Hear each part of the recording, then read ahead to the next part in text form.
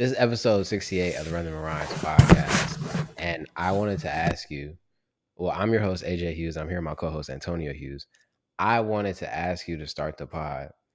What is one artist that you thought was trash at first, and then you heard a song and you was like, he ain't so bad? Because I had a couple of those moments recently. I would say a couple of mine have been JPEG Mafia. Like I told you, I heard that one song by him that I liked. Kodak for sure. Like, You didn't like Kodak at first? No, like I feel like I like No Flockin', but then as he got more into his albums, the first couple I just personally wasn't really messing with. But then when I went back and there was newer stuff coming out, I feel like the first time I really loved Kodak was probably what's that song with XXX, bro? Rolling in Peace. I can even roll in peace. Why? Everybody notice me. Yeah, I can even go to sleep. Why? I'm rolling on the beam. I think Rolling in Peace, yeah. Yeah, but that one was the first time I was like, okay, no, Kodak is really decent. And then with more stuff he's put out, I feel like he's gotten more like introspective, and people would say he's been like that, but maybe I just didn't hear it. That's an interesting one. I guess there's different degrees in this because I liked Kodak when he came out, but ZZ was the first time where I'm like, oh, let me go pay attention. That song is hard. But I was referring to Bossman D-Lo. Yeah, bitch on the biggest, and don't forget the realest. Real money getting nigga. I thought, I think I'm at the point now where if I discover you through TikTok, I really don't care for you. Just because I feel like the majority of music is discovered through TikTok, and this is me being a bit biased because I'm not on there a ton, but it's all these 15-second clips. And a lot of times the artist is going in there writing for the 15-second. She don't want no little puppet. She want a big dog. Like, you know what I'm saying? Like he going for the line. But I listened to Babyface Ray's project. Oh, we can talk about that. But I listened to Babyface Ray's project, and Bossman D-Lo was on there, and it was hard. So I started listening to him, and I was mistaken. But I think I didn't like J. Cole at first. Straight up, now tell me, do you really want to love me forever? Or is it just a hit and run? Hey, we got a good thing. Don't know if I'ma see you again. I didn't like J. Cole at first, and that was only because I feel like I'm not saying he's the equivalent of that in the last era, but he has so many radio records. Like, I have vivid memories of hearing No Role Models and Wet Dreams on the radio ad nauseum in the car for like 2 years. And I just hated J. Cole after that. But then he released For Your Eyes Only, which was a complete like departure from this radio record type of shit. And I was like, oh, okay, I was bugging. And I realized how I was bugging and why he did that. But those would be the two I would give. I ain't gonna lie. So you didn't like 2014 Forest Hills Drive? Those two singles were such big smashes that I didn't want to go listen to the project in its entirety. Have you ever listened to it in its entirety? Now I have. It's definitely really good. But I still skip over those two songs when I go play it. That's how much I heard them. You know what I'm saying? I get that. I'll say I don't really listen to that album much. Like, I feel like I go back to For Your Eyes Only more than it's hard. The intro, what is it, January 21st or 24th? I think it's the 28th, but 28th. Like that song is hard. You got Tale of Two Cities, I think it's called. Hard. You got there's another one on there. There's a lot of songs on there. Love Yours is also on there. There's another one on there that I'm missing. Tale of Two Cities is hard though. Yeah, that's the one that Kendrick rapped over too. Fire Squad, San Tropez, apparently, Note to Self, Get Off My Dick. Yeah, it's a lot. Yeah. It's a lot. Shout out J. Cole. You know what I'm saying? I'm not a hater. And he's on his run. He's been on 3 features in the last like 3 weeks. So I think this is the album rollout. I believe that. I don't know if it's a hot take, but bro, DaBaby dropped a mixtape. DaBaby dropped a mixtape.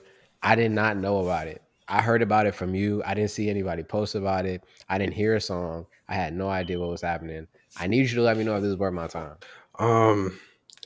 I mean, if you've been listening to DaBaby for a while now, I don't think it's worth like I need to go listen to this album.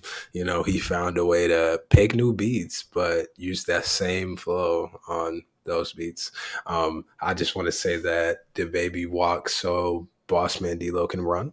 And that's the run that I think Boss Man D-Lo is in right now, kind of just in that same flow. He's definitely hard, but we were saying the same thing about DaBaby when he first came out. So um, but this mixtape overall, there was a couple songs that I liked from it. It wasn't like too outstanding though. There wasn't anything where I was like, oh, I need to go back and listen to this again, or um, oh, this is gonna make me rewind. Let me play this back. Like no, but there I was a thought he was couple. back. I thought he was back. Like you find those songs. I'm not gonna lie. Like I'm telling you, when you see certain songs live, you like, he got one. And when I saw the put your hands on your knees, put your hands on your knees, I seen it in action at the gas station.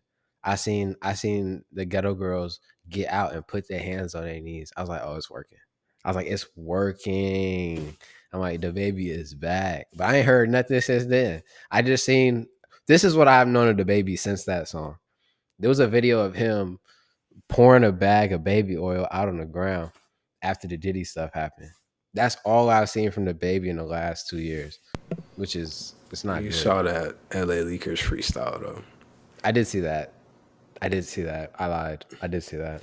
See, that's why I was excited for new DaBaby music, but he's not same lane as like Simba right now for me. Like he gonna drop a hard freestyle, but the album never sounds like that, bro. What songs on this mixtape did you like, bro?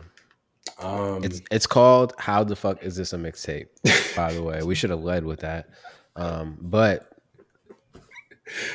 I know exactly how to mixtape, but there's one song called "Ain't That a Bitch." That one was okay. don't sound so excited. You know what I'm saying?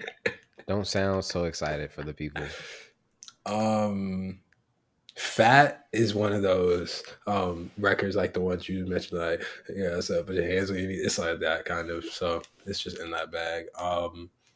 And then Gotta Know. That was another decent song. But You're like not I said, convincing nothing me. outstanding. But I said it wasn't that outstanding. It was just like I could have skipped this. Like I was disappointed.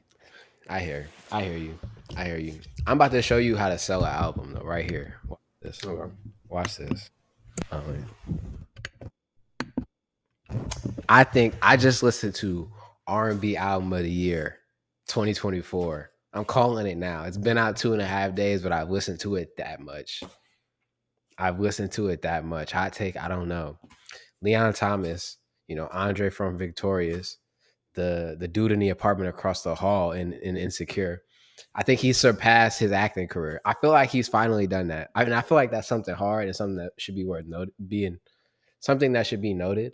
Like to come from one career to another and finally have like a foothold, at least publicly. Like he's done a ton musically, but to now have his own solo career working in this way, Leon Thomas, I think is dope. But he put out an album called Mutt, and maybe it was the marketing that got to me, but I heard this song Mutt probably a couple of days before the album came out, and it's been one of my most played songs over the last week. I'm not gonna lie to you, I love that song. Um, but to just give my initial thoughts on this project by Leon Thomas, I was honestly very surprised. I didn't know what to expect. I know you had told me to go listen to Electric Dusk a while ago. I forget how long ago that was, but I really didn't listen to it. I honestly only listened to Crash and Burn off of that project. I really like that one. And I think what I guess made me not want to go listen to it was I didn't like the Benny the Butcher record. I didn't really like that one because I feel like they stole a hook from another song that I knew. I went back and listened the other day and I was thinking that. But this project, what really stands out to me is 14 songs, 47 minutes. He's just such a good writer, bro. Like you could tell that's his strength. That's his superpower. You know what I'm saying? His vocals and his delivery are good, but there are places on this project where I say like, well, we go to like the super rapidy rap people for, I get some of that on this project, right? Like even just super simple, this is not me trying to rap, super simple similes, right? Like there's a simile, I think on the first song where he said like, He's talking about his music career, and then he says like, "I'm always on top, like I'm a missionary," and like, oh, that's kind of clever. I didn't feel like it was corny, but it was like very simple. And there's a lot of those throughout this whole project, and I feel like you can tell he listens to rap heavy, just by some of his beat choices, right? Like "Feelings on Silent," which is one of my favorite songs. It's featuring Wale, who's rapping his ass off on here, and it's a conductor beat. Um, but yeah, I feel like his writing ability gives me rapper. It gives me rapper because the way he putting words together. But just to give you a couple of my favorite songs, and then I'll let you go because I want to know what you thought about this too. Vibes, the run of Vibes Don't Lie, Lucid Dreams featuring Masego, Feelings on Silent, Answer Your Phone, and Yes It Is. That's 4 to 8. That shit is hot. That shit. You can even go as far as 9. Far Fetched with Ty Dolla Sign. I love the hook on that one. That one's hard. And then you got Mutt and I Do. But I would say my favorite single song on here, I would say Vibes Don't Lie for a couple of reasons. But at the end, there's like this horn, or a sax. I think it's a saxophone that's playing for like 15 or 20 seconds, and it's just like the perfect way to end that song. But yeah, overall, this is my favorite R&B project of 2024. That's what I could say. But what do you think about it? I wouldn't call it my favorite R&B project of the year. I'm Mm, still really stuck on that Lucky Day project. I love that Lucky Day project. Party Next Door project up there for me too. But okay. this was a really good album, and I agree with you. Like I heard his ability to write come through. Like that's where most of his roots are. Like I told you, he wrote Snooze. Some of these other credits I'm seeing, he wrote on In the Bible by Drake, Pipe Down by Drake, Heaven's EP by J. Cole. He also wrote on Golden Roses with Rick Ross and Drake. Like he's written for Ariana Grande. There's Kanye on here. Like he's written for a lot of people. And you could definitely hear it in the songs he makes. You hear some of that Frank Ocean. You hear some of that Brent Faiyaz. But I feel like also his beat picking ability was crazy. Like to hear Conductor on here from who we think of as an R&B artist was really crazy for me. But I like this project a lot. I definitely want to say kudos to him. I think I came in here with Far Fetched as one of my like songs of the week. I don't know if that was last week or the week before, but this was definitely a good project. I like what I heard for sure. Smooth. I'll definitely be looking out. And I also want to say, who am I, right? Like I'm just a fan. But if you're gonna tour, make it after I listen to the project, bro. Because he was in Orlando, I think like last month. And I would have gone. You know what I'm saying? Like after listening to the project, I would have gone. But now it's like too late. Um, so if anybody's listening, I would just love to go see you in concert. But it is what it is. There wasn't a lot of music that dropped this week. I'm not gonna lie. I feel like we're hitting that low in the year that we always end up hitting. But there was one single I did think was worth mentioning. No Games by Fave. I still don't know how to pronounce that. I think it's Fave. I just love the drums on here. The drums are really dope. And her voice is like, it's stamped for me. It's one of the best Afrobeats voices to me. So you should check that out if you like Afrobeats. Very quickly, I'm not going to dive into the Nelly being sued by St. Lunatics, but I did want to bring this up because reading through this article, which references the actual lawsuit, the St. Lunatics, which was the group that Nelly was a part of, is suing Nelly over Country Grammar for over $50 million regarding writing credits on the record because they're saying they're not credited. Essentially, what happened, they came up in a group making songs together. They put out a single in 1997 called, it was called Give Me What You Got. And it was a commercial success, and it sort of stamped the group in hip hop. And it started receiving radio play, and then people started trying to get them a record deal. Universal eventually approaches them, signs Nelly to a solo deal, and signs the St. Lunatics to a group deal, right? And this was in 2000. And then Country Grammar comes out in 2000 as well. And this was before any Universal St. Lunatic song. I think that's worth mentioning. And so when it comes out, It's the age old Nelly tells them they're gonna get writing credits, and the Saint Lunatics is claiming that Nelly ain't write shit. Like Nelly was just out there sort of like kind of just being the vocalist and the rapper. Believable. Um, huh? Believable. Believable. But the song goes out, the song is a smash, and they're being told that they have writing credits, and they're receiving some payments, but in reality it comes out that they never had actual official points on the record. um and every time I read this, bro, like I hear a lot of people make the argument that like when you're in business with friends, you going off the strength, you going off the love, or you going off like just the the assumption that y'all will all be like get some and be a part of it, right? And I never agree with that. I never agree with that for so many reasons. Even if this is my boy, my dog, if it's you, you're my brother, you know what I'm saying? Like if there's going to be business involved, like the four, I don't know if you all have read the four agreements, but one thing in that book that I feel like is so true in every aspect of life is don't make any assumptions, right? Like, don't make any assumptions. Whether or not they all felt that way, Nelly might feel because I'm front facing and my name is on the front of this record, I deserve more. Or Universal could be assuming since we signed you, we deserve more. I just feel like it behooves everybody in the scenario who's not aware of the paperwork and how much is being made. You don't know exactly what you're making because y'all never had the conversation, or y'all never had, like, even if y'all had the conversation, y'all didn't decide to write it down or like get something fleshed out. You know what I mean? And I just feel like why it shouldn't be that hard to have the discussion up front. People say they don't want to mix business with family or friends or relationships.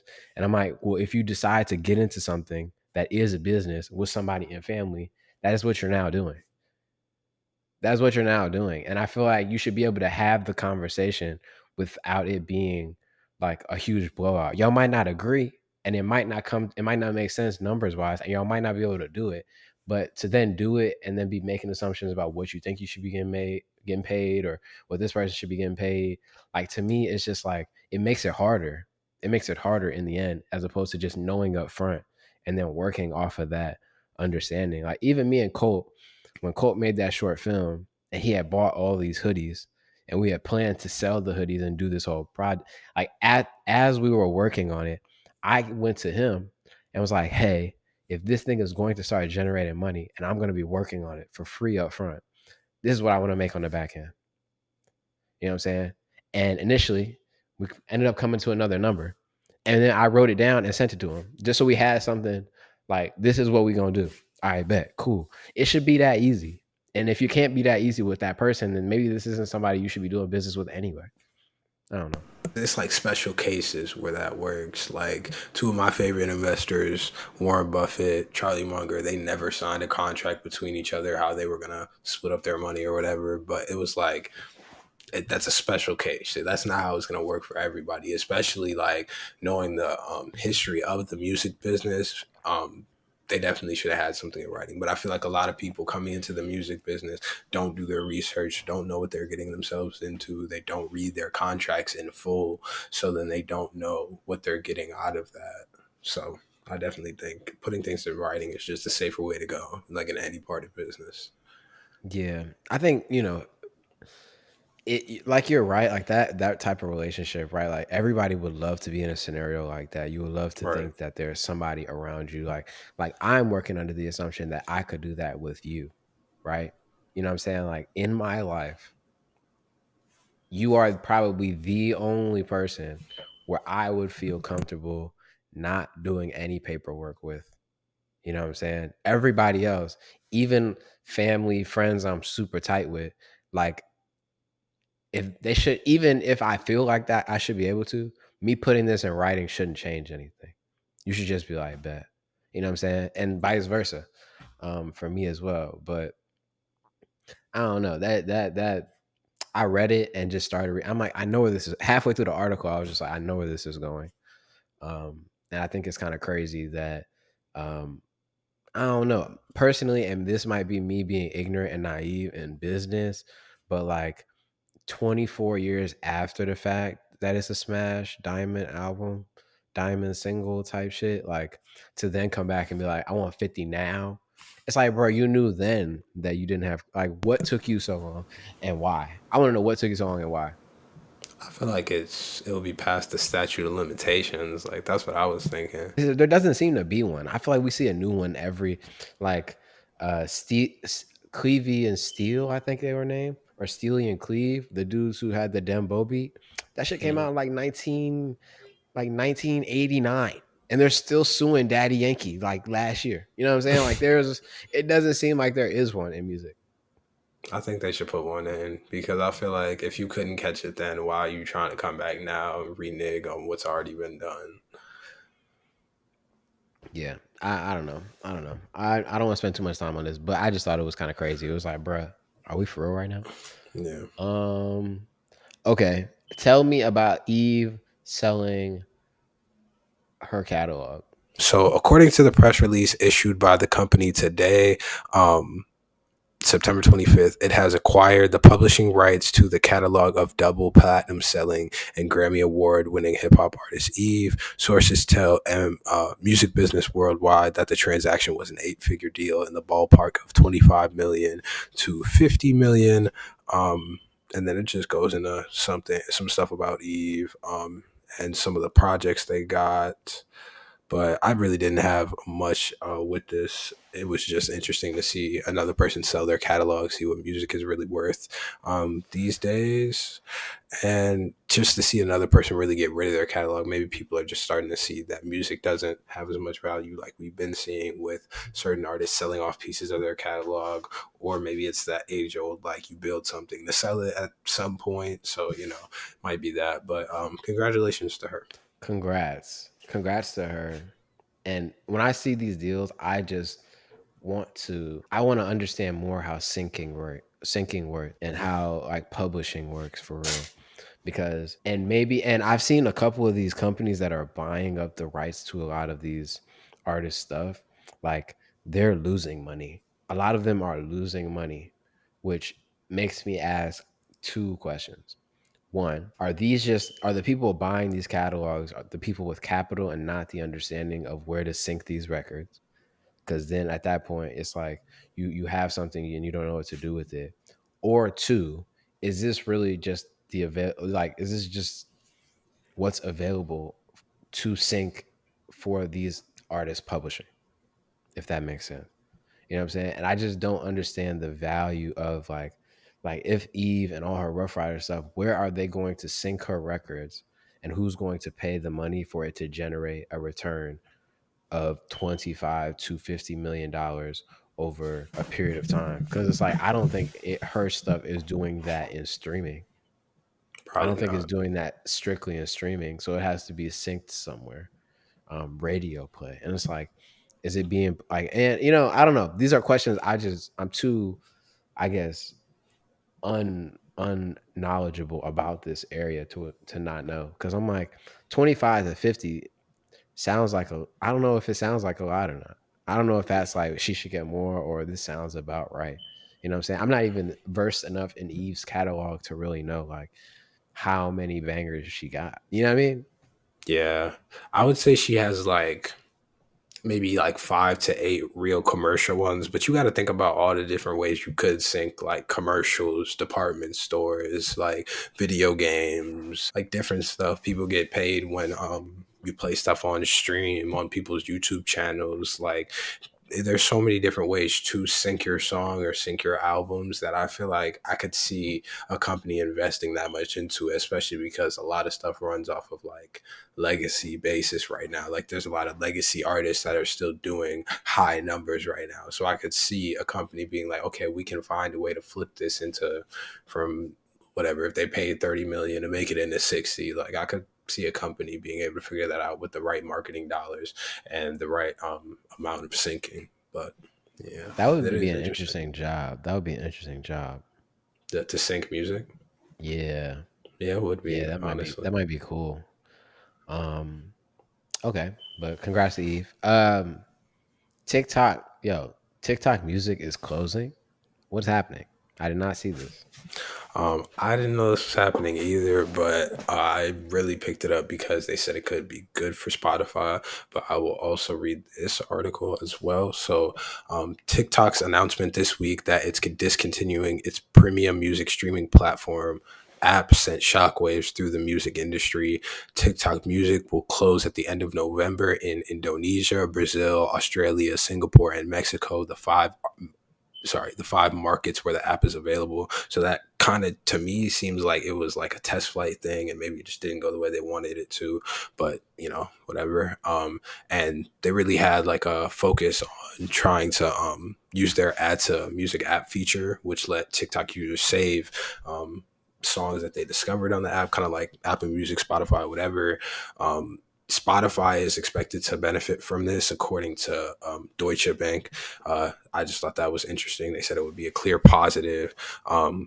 At the time, TikTok Music had accumulated about 2 to 2.5 million subscribers across those five Oh wow. countries. So we could see them come over to Spotify. They might go to Apple Music. I think it could be positive for all the different music platforms that have had stake already.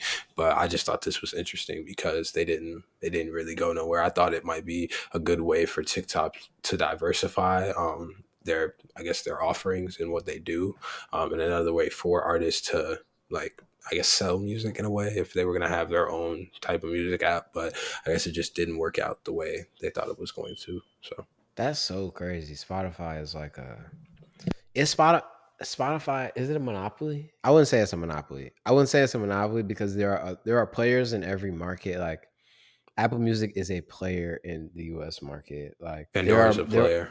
Pandora's is it? Yes. Is Yes. it? Yeah. Let me hold on. I'm about to look up how many monthly users Pandora Okay, has. let me ask you this. Maybe, and this is definitely about to be a small subset of people. But if you're sending people music, how often are you like, yo, you got Pandora? How often are you sending? I just want to know because for me, you know what the question has. There's like Pandora doesn't hasn't even been a thought. I sent Malia this Mutt album yesterday, and she was like, "Damn, I gotta I ain't finna flame her up on here. But she was like, dang, I gotta get Apple Music again. I've been listening to Pandora radio. Like, I'm like, See, I'm like, somebody what got is it. wrong? But for other reasons, she did that, and I want to tell her those reasons are invalid. You know what I'm saying? But I'm not gonna air her out on here because whatever. But So Pandora, this is a 2022 quarterly report though, so I don't want to. This isn't okay, as recent, but it said Pandora has 50.5 million active monthly listeners. Now I don't know what that is compared to like a Spotify, Apple Music, but it definitely has some stake. Okay, is that definitely America has or some stake. global? I think that's America, but it might be global. I don't know. I can't really tell. It doesn't say. What is the article? It's called toneisland.com. So it could be wrong. Let me look for a different one. Hold on. You should see Yeah, I'm just just this. I'm just saying maybe they're not a monopoly. They're not a monopoly, but I feel like they're the big dog in a lot of markets. The Hmm. one area I don't see them like there are bigger streamers in Africa than Spotify.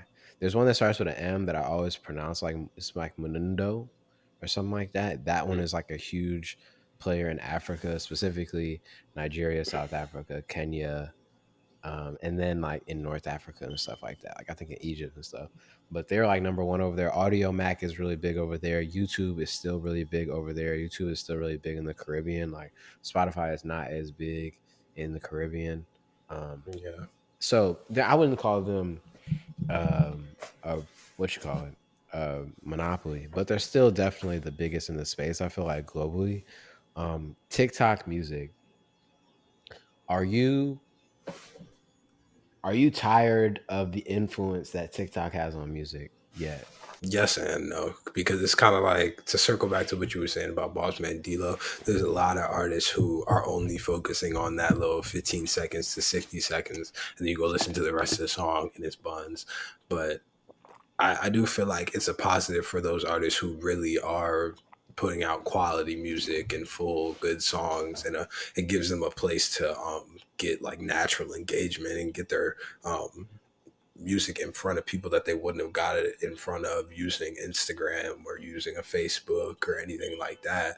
But I will say it has changed, like how music is created, how long songs are, like what songs are created for, even the content of music. A lot of the times it's like I will say it's even changing the content of music and like how artists put songs together, because they'll put in lines just to be able to put it on TikTok. Like, what do you really think Bossman D-Lo had? Oh no, she don't want a puppy, she want a big dog written down, and he was like, you know what? Yes. This gonna go up on the timeline. Like they gonna Yes, fuck with because this. I Like mean, let me tell you why. Because it's one of those lines that creates like a visceral reaction in yeah. so many. And I'll tell you, I'm 5'9". I ain't no I ain't no big dog. I ain't no, sadly I'm not a big dog. You know what I'm saying? So I heard that shit and I kept, you know what, the TikTok they were, let me tell you, the TikTok that pissed me off. You know what I'm saying? I'm coming to y'all in a moment of vulnerability. But I kept seeing the video. Um I kept seeing the video saying me swiping through the she don't want a big puppy, she want a big dog sound. And the girl, nigga, the girl was lying in bed. And so it was basically her lying in bed, like looking at it and then like side eyeing like next to her, basically alluding to the fact that she was sitting next to a little puppy. And I was seeing people I knew retweeting that. And I was like, damn. I was like, damn, is she talking about me? You know what I'm saying? It was one of those. So I was like, fuck boss, man, dude. I ain't listening. I got over it. I got over my insecurity. You know what I'm saying? Because it's just a repost. But I was like, yo, why is everybody reposting it? But yeah, forget TikTok, man. Forget TikTok. yeah, Shout that out shit Boss Man was funny D'Lo. though. But yeah, TikTok music leaving these markets. Definitely. I do remember when it was launched. But I didn't see it like I feel like tech companies when they try and make that side step, that lateral step, it just don't work usually. Like if they venture too far from what their core offering is, it usually don't like outside of Instagram. I feel like Man, Instagram's the only one where it's like because it has so many ancillary pieces to its core offering, it works. But other apps, when they do too much, it don't really work. You know what I'm saying? And so going to a whole music app, like I can only imagine what that customer experience was like for them. But you know, it is what it is. We're about to wrap it up. I want to know. I want to know what songs you have for the people this week, if any. okay. As long as you can still hear me, right? Yeah. Okay, but sorry. So, my guy Meek Mill, he's dropped so much music in the past like 2-3 weeks. It's hard to keep up. But he dropped a new song. What day was that? Doesn't say what day it was, but it was sometime this week. It was called Robbie's Son. It was really in that I would almost call it in like the Blue Notes bag, where he just really getting in his real rap bag, kind of introspective bag. But Robbie's Son, Meek Mill. And then I'll also give y'all Who Else You Know by La Russell. I hadn't gone back and listened to this La Russell project because he drops a project every 4 days. But, I was able to catch this one and really hear what he had to give us. And yeah, so Who Else You Know, La Russell, and the other one was Robbie's Son by Meek Mill. But yeah, those are my two. Shout out to Russell, man. I 25 albums of music. It's a lot. 25 is a lot, bro. And it just makes me think like quality versus quantity. Is that a thing? Is there a point where it's like, bro, what is going on? Because like I've listened to probably how many Russell projects have I listened to start to finish? Probably like four or five. So 75% of your catalog is just like, I don't know, bro. I can only eat so many cookies in a day. You know what I'm saying? Even if I Why was love that your cookies, analogy? because I have to think of something I like. If you're a super fan of something, like you are going to be the highest consumer of this thing. So even if I'm a super fan of Will Russell, there's gonna be a point where I'm just like, bro, I can't keep listening to this all day. You know what I'm saying? Yeah. And so to have 25 albums worth of music, and to make the assumption that I'm gonna be able to go and listen to every single one of them or all of them. I wonder how many people actually have, if we're being honest. You know what I'm saying? Because and that's the thing, the bars be good. The bars be good. Sometimes the production he chooses, I'm just not with that specific producer, but the bars are always there. So I'm just wondering, like, you rapping a lot, but do we need all of this music? It's sort of like how TDE will have, like they said, Reason went through like 80 songs before he got to his project and put it out. You know what I'm saying? Well, Do we? So like, okay, I'll let you go, but I'm saying, if at the end of that we got the best 10 songs from Reason, is that better than putting out those 80 first and then getting the best 10? And now I got 90 of your songs versus the 10 bangers I got over here. Well, I would counter that with Russ put out 10 projects to see what people really liked from him to get like a base and like, okay, these are the songs people like before he put out a real debut album. When you don't have a label behind you, you have to do different things to be able to get your music to even get any type of look. Like we were never going to hear Lil Russell if he put out 4 projects, if he put out 3 projects. But I feel like that's the path. You don't think that? Bruh, after he did 2 freestyles and everybody knew who he was. But if he wouldn't have had no back catalog, it's like what were we gonna like? Any nigga could do a freestyle. Okay. Back catalog. Russ is a great example. He passed Russ in half a year in terms of volume. We like 2.5 years into this plan. Like I'll see keep seeing him. Like, but I'm saying I ain't listening, and I'm only saying, and this is not me hating, but like if you were looking at the streams on a lot of these projects, like I don't know, bro. It just feel like too much. I feel like like at a certain point, it's like I want the Lil Russell album featuring Busta Rhymes, Timbaland, Russ. I want that album. Yeah. You know what I'm saying? I don't just want like, yo, it's an 8-pack I did last night. Like I'm tired of that. Yeah, I see what you're saying. That shit, yo, we did a 7-pack on the tour bus. You know what I'm saying? Like, oh, yeah, like I'm like, come on. Yeah, I like your music. I mean, I like it, but I like it more than the like the solo artist who's pumping up one song for 2 years. Like I like it better than that, because then let's say I want to go listen to some Lil Russell, I have a lot to pick from and choose from and see what I like. So I don't know. That's just me. Fair. If you ever get through all the albums, let me know, because I don't know if I can. I'm gonna spend all of October trying to do that. Let's see what I can do. Okay, we didn't talk about this song that I got for y'all, Blow for Blow, T Grizzly and J. Cole. There goes my mic. That means it is time to start wrapping up.